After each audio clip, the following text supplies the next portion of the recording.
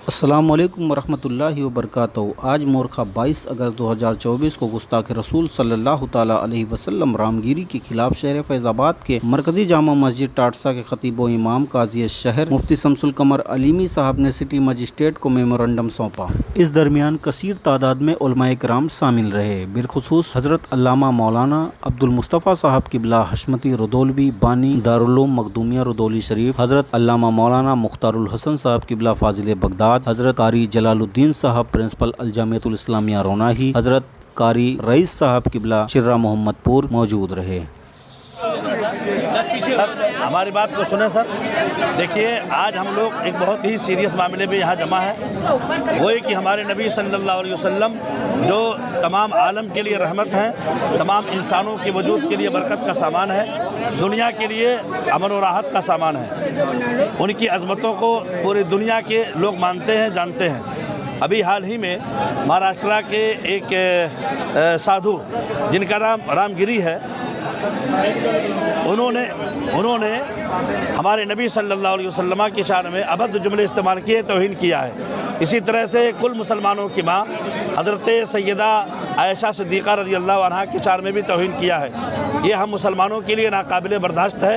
ऐसे आलम में हम तमाम उलमा जो यहाँ पर मौजूद हैं, खुसूसन जामिया इस्लामिया रोनाही के नाज़िम आला हज़रत कारी जलालुद्दीन साहब, मनाज़िर अहले सुन्नत हज़रत अल्लामा अब्दुल मुस्तफ़ा साहब फ़ाज़िल बगदाद, हज़रत अल्लामा मुख्तारुल हसन साहब, हज़रत कारी रईस साहब, कारी अब्दुल जलील साहब, इन तमाम उलमा की मौजूदगी में इंतज़ामिया कमेटी के नायब सदर जनाब कमर भाई सिराजुल हक साहब और तमाम की मौजूदगी में मैं ये तहरीर आपको आपके माध्यम से आपके ज़रिया सदर जमहूरिया हिंद की खिदमत में पेश करता हूँ, इस मांग के साथ, इस डिमांड के साथ कि उस गुस्ताख को सज़ा दी जाए, जेल में डाला जाए, FIR दर्ज कराई जाए, ताकि मुल्क सलामत रहे, मुल्क में सलामती बरकरार रहे।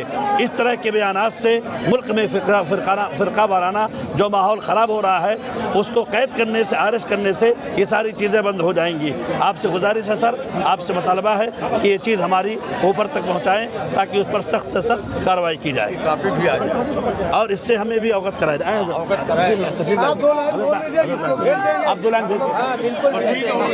मेहमान ने कहा हम लोग उसी की तारीफ करते हैं। जो साहब ने बताया, जो साहब ने बताया उसी की तारीफ हम लोग करते हैं। ये पूरा मजमा करता है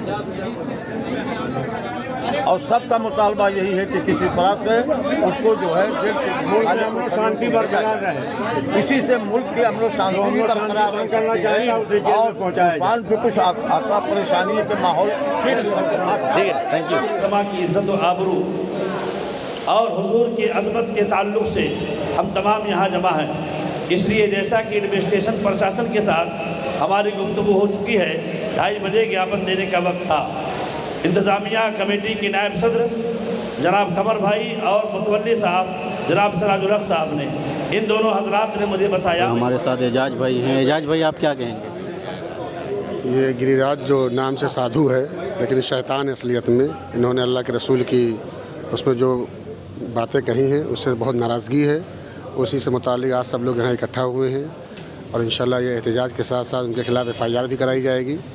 सब साथियों की राय है और किसी भी कीमत पे हम अपने हबीब और क़यामत तक के लिए जो हमारे आखिरी नबी हैं उनके ख़िलाफ़ कोई भी बात हम बर्दाश्त नहीं करेंगे।